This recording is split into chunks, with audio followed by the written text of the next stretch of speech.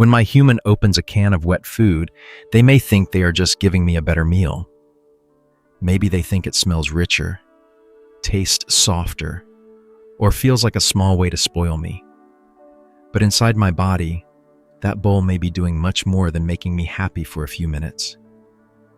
Wet food does not only touch my tongue, it touches the water my body quietly needs, the kidneys that work every day without complaint, the weight I carry, the coat you stroke, and even the way I behave around food.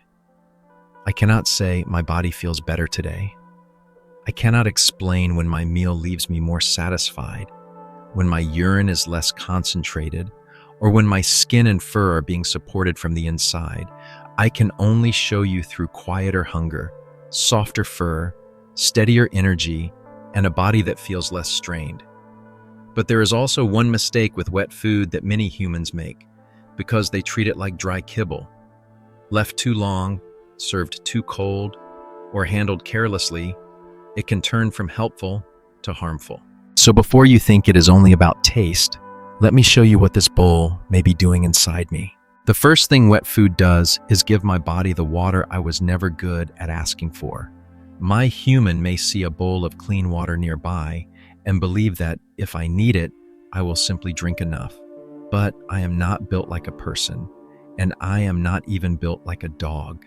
My thirst does not always speak loudly inside me, because the cats I came from lived by taking much of their moisture from the bodies of prey, not from standing beside a water bowl and drinking again and again. That is why a dry meal can be so different from what my body expects. Kibble may fill my stomach, but it carries very little moisture, often only a small amount compared with what my body would naturally receive from food. Wet food is different. It is soft because it holds water, and that water enters me as part of the meal, quietly, steadily, without asking me to remember that I should drink more. When this happens day after day, my body may receive moisture in a way that feels more natural. My cells, my digestion, my urine, and the quiet work inside me can all be touched by that simple difference in small, quiet ways every day. I cannot walk to my human and say, I was dehydrated. I may only show it through tiredness, concentrated urine, a body that feels less comfortable, or fur that does not feel as soft as it could. So when my bowl changes, something deeper may change with it. To you, it is a softer meal. To my body, it may feel like water finally arriving where it was always needed. The second change happens quietly, in places my human cannot see. After water begins to arrive through my food, my kidneys and urinary system may get more help with the work they do every day. When my body has more moisture to use, my kidneys do not have to handle waste in such a dry, concentrated way, and urine may become less heavy inside me. That matters because small urinary problems can become serious before my human understands what is happening. I cannot explain that my bladder feels uncomfortable. I cannot tell you that I am visiting the litter box differently, straining, or feeling unsettled in a way that begins deep inside my body. I may only act strange, hide more, lick too much, or make my human wonder why I suddenly seem unlike myself. Wet food is not magic, and it is not a cure for every kidney or urinary problem. Some cats still need special diets, medicine, or a veterinarian's care, especially if they have crystals, blockages, or chronic kidney disease. But when a meal brings more water into my body, it can give quiet organs better conditions to do their job. My human may only see a bowl placed before me, but that choice can reach places I carry silently every day. A good meal does not only fill me, sometimes it makes the quiet work inside my body a little easier. The third change may show up in the weight I carry. My human may think a heavier cat is simply lazy, greedy, or always asking for food because I have no self-control. But my body is not built to use food the same way a human body does. I am an obligate carnivore, which means my body understands animal protein more deeply than it understands carbohydrates. Some dry foods can be easy to eat quickly, calorie-dense, and higher in carbohydrates than my body needs. They may fill the bowl and fill my stomach, yet still leave me searching for something more, because fullness is not only about the amount I swallow. It is also about what the meal tells my body after I eat.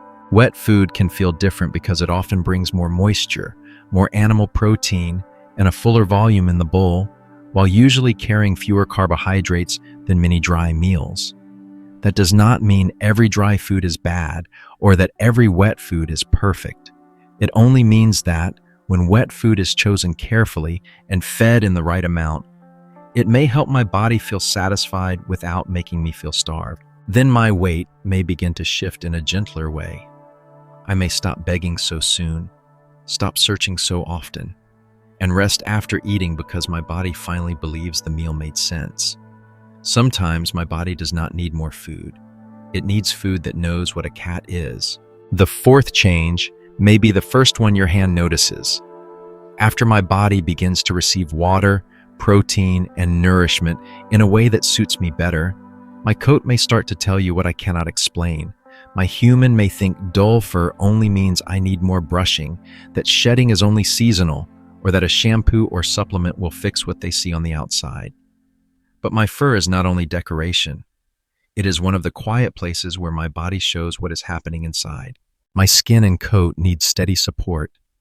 They need animal protein to build and repair, healthy fats to stay soft, moisture to keep dryness from taking over, and enough balanced nutrients to keep everything working beneath the surface. When wet food gives my body more of what it understands, the change may appear slowly, not like a miracle, but like a gentle return.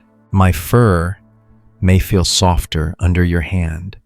It may look a little smoother, a little brighter, less dry, less dusty, or less greasy. The shedding may not disappear because I am still a cat, but it may begin to feel more normal. When you touch my coat and notice softness, it is not just beauty. My coat cannot speak, but it often tells the truth before I can. The fifth change may happen in the way I act around the bowl. My human may think that when I cry for food, eat quickly, pace near the kitchen, guard my dish, or wake them, I am greedy or difficult. But sometimes my body is not being dramatic.